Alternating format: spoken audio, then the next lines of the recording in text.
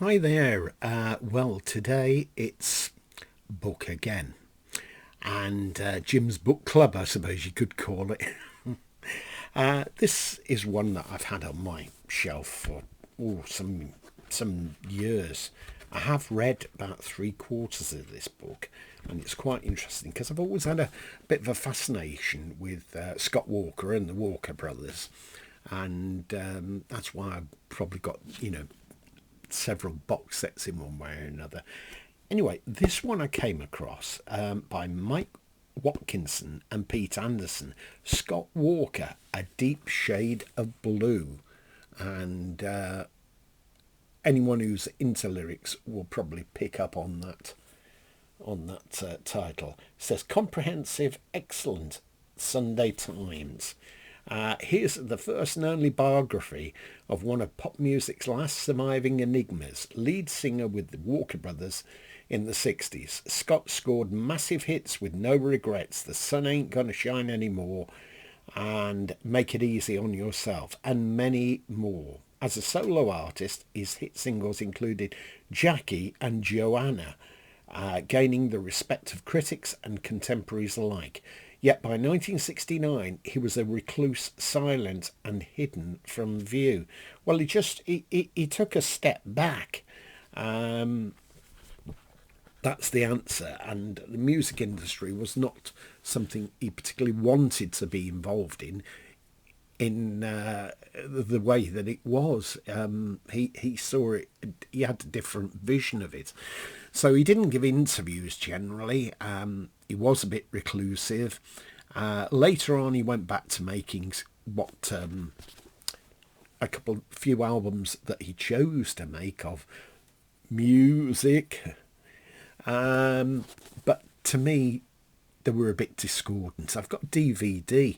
Well, in fact, I think it's a Blu-ray about Scott Walker that I'd seen on television, and that was very interesting. And bits of interviews with him there, so that was very good. We'll feature that some other time. Anyway, this is a fairly thick book. It's got some stock photographs inside.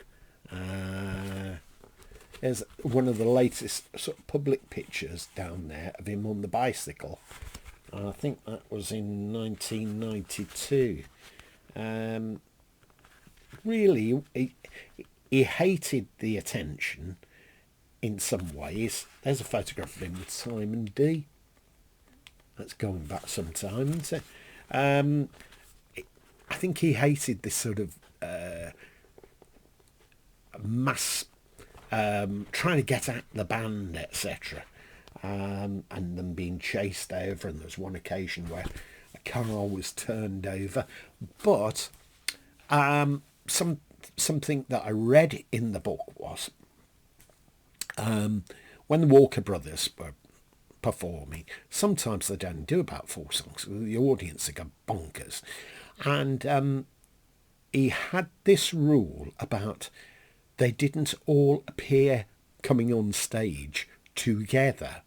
They were sort of separate. So the lights would go on, and then the lights would come off, and then somebody else would come on, and the lights would go on. It was like teasing the audience, winding him up, and it used to drive the house manager of theatres bananas, according to this, because the audience just got more worked up. Yet that was something that he supposedly hated. So that was something that he did.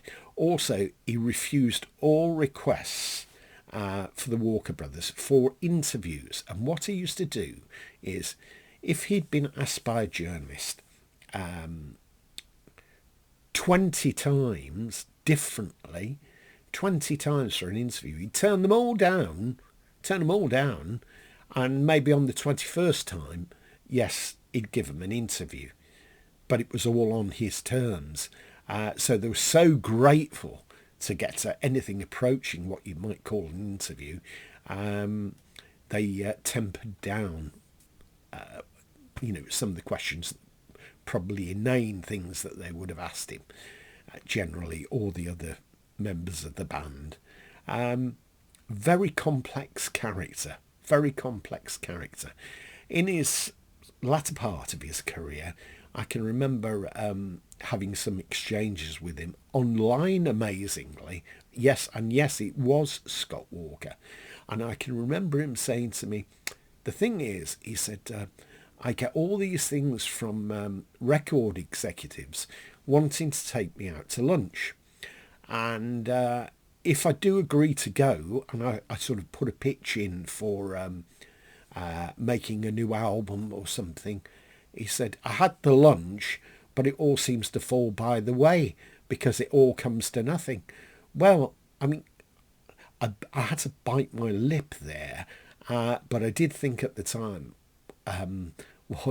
well, if you made more commercially appealing records instead of sort of avant-garde things, maybe you'd sell more records. But of course, it's not the kind of thing, he would want to hear, is it? Anyway, this book's been out a good few years now. Let's see what the publishing date is.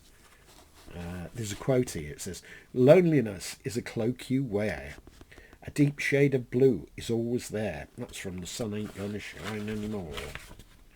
And it was first published in Britain in 1994. And this edition was printed up by Virgin Records, Virgin Music, Virgin Publishing, whichever. Deep shade of blue. If you see it about second-hand or whatever, it's worth reading because there's some interesting anecdotes in it. And another thing is, as well, that he had a rule about was the dressing room. The only people that could be in the dressing room were the band and the manager of the time. And if anybody else came in, he'd go bonkers. And there was an occasion where a promoter foolishly waltzed in with his wife, and his daughter, and some friends to meet the band. And he quite strongly told them where to go. And this chap said, "But I'm the promoter, I'm paying you." He said, "I don't care. Bleep who you are, bleep. Just bleep out of here." So he wouldn't have any of that anyway. And, people just turning up at the stage door. And it just wasn't like that. It was uncomfortable with that kind of thing. Anyway, hope you've enjoyed seeing this. And if you have, please tick a like. And if you've not subscribed, now is a good time to subscribe. Bye for now.